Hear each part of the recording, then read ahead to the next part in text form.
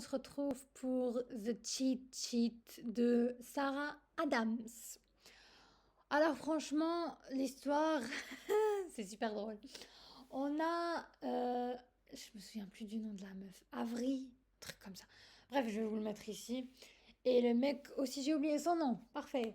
Pourtant, ça fait pas longtemps que je l'ai lu, mais déjà ça, c'est pas bon signe. Mais bon, non mais franchement, c'était bien, mais bref, vous allez savoir. Alors, on a la meuf qui est amoureuse de son meilleur ami depuis des années, depuis le lycée, quoi. Et lui aussi. Ils s'aiment, mais ils sont amis, donc ils se sont jamais avoués leurs sentiments. Et ils ont coupé les ponts après le lycée. Ils se sont revus que plusieurs années après la fac. Et chacun d'eux était... Non, elle était en couple, et lui, il l'était pas. Et il a fini par avoir des partenaires, parce que elle en avait. Et alors que lui, il est amoureux d'elle depuis le lycée et que tout ce qu'il veut, c'est être avec elle. Mais ce sont tellement des poules mouillées, on va dire les mots comme ils sont, l'un comme l'autre, hein, qu'ils osent pas passer le cap de ouais, t'es mon meilleur ami, j'ai peur et tout. Et voilà, c'est ça l'histoire, ça tourne autour de ça. Et dès le premier chapitre, elle va chez son meilleur pote et il est là avec une meuf. Sa meuf, en fait, c'était sa copine à l'époque. Et la première chose que sa copine est en train de pointer du doigt, c'est le fait que c'est mardi, mais elle peut pas passer la matinée avec son mec parce qu'il la passe à courir avec sa meilleure pote. Et bien sûr, l'ennemi public numéro un des meufs, c'est la meilleure amie du mec. Donc pour elle, leur relation fusionnelle, là, c'est pas possible, quoi. Et elle lui demande de faire un choix, concrètement. Je veux passer la matinée avec toi, donc t'es ta meilleure amie pour moi. Lui, il dit non. Lui, il dit allez, goodbye. La meuf, elle sort en pyjama tellement elle est vénère. J'ai trouvé ça très drôle. Et en gros, c'est ça qui se passe. Il se tourne encore toujours autour jusqu'un soir où elle se saoule avec ses potes et elle tient super mal l'alcool. Il lui faut que quelques verres pour qu'elle dise et qu'elle fasse n'importe quoi. Et elle se retrouve dans les toilettes du resto où ils sont et il y a une journaliste. Elle la prend en vidéo si vous voulez, là où elle dit que si elle avait le pouvoir d'effacer toutes les meufs qui se tourne autour de son meilleur pote, elle le ferait. Et la vidéo devient virale sur internet et tout.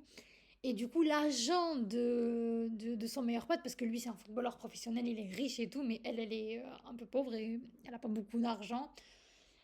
Et du coup, elle lui dit j'ai eu une offre pour un partenariat avec la marque de stylo qu'elle a utilisé pour effacer toutes les filles de sa vie. Et vu que c'est une super belle somme et qu'elle est limite aux portes de se faire virer de son appart, elle accepte. Et aussi parce qu'elle a découvert que son meilleur pote payait une partie de son loyer pendant toutes ces années et qu'il avait littéralement acheté l'immeuble dans lequel elle vivait pour qu'elle ait même plus à payer de loyer, quoi. Et elle, quand elle découvre ça, elle est vénère parce qu'elle a toujours voulu s'en sortir par elle-même. C'est tout ce qu'elle a fait pendant toute sa vie parce que ses parents, c'est la classe moyenne, quoi. Ils n'ont pas des moyens de ouf. Et pour elle, c'est l'opportunité de rembourser son meilleur pote. Sauf que lui, il voit une autre opportunité se profiler à l'horizon parce que lui, il l'aime depuis toujours et il est vénère quand elle dit qu'ils sont comme frères et sœurs parce que lui, tout ce qu'il veut, c'est être avec elle et c'est trop mimi. Il m'a fait de la peine à certains moments. Et voilà quoi. Pour lui, il se dit, enfin, c'est l'occasion d'être avec elle en version plus plus quoi. Je vais enfin pouvoir l'embrasser, la toucher, même si c'est en public et qu'on va faker ça pendant un moment. Mais au moins, il y aura un rapprochement. Et tous les potes qu'il a dans l'équipe de football où il est, ils se réunissent et ils établissent un plan. En fait, le cheat sheet, c'est une espèce de bracelet que les footballeurs portent au poignet et là où il y a écrit toutes les, les remarques du coach qui doivent se rappeler pendant le match. Et il fait en version qu'est-ce que je dois faire pour séduire ma meilleure pote. Et il y a la liste à la fin du bouquin. C'était trop mimi. Je vais pas vous en dire plus, lisez-le et faites votre propre avis. De part de rire. Franchement, j'ai ri, mais j'ai ri. C'était vraiment super sympa, super chill. Pas très spicy, même pas du tout, hein.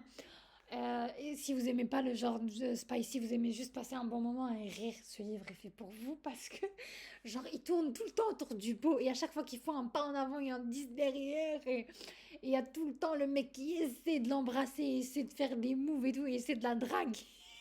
Et elle est en mode, t'essaies de me draguer là? C'était trop drôle.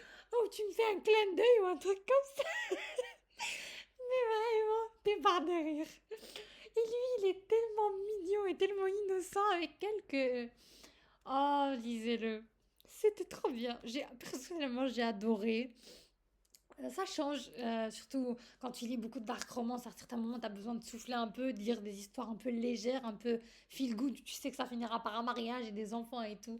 Et d'ailleurs, à la fin, parce que c'est juste à la fin qu'elle apprend toutes les stratégies qu'il a mis en place pour la séduire. Et c'est tellement drôle et tellement émouvant. Franchement, foncez. J'ai bien aimé. Alors, la citation que j'ai préférée, c'est j'erre sans fin dans les limbes atroces de la friendzone. Je finirai probablement ma vie dans ce purgatoire platonique, étant donné que Brie ne cesse de me répéter que, en gros, ils sont comme frères et sœurs. Et ça le tue, le pauvre.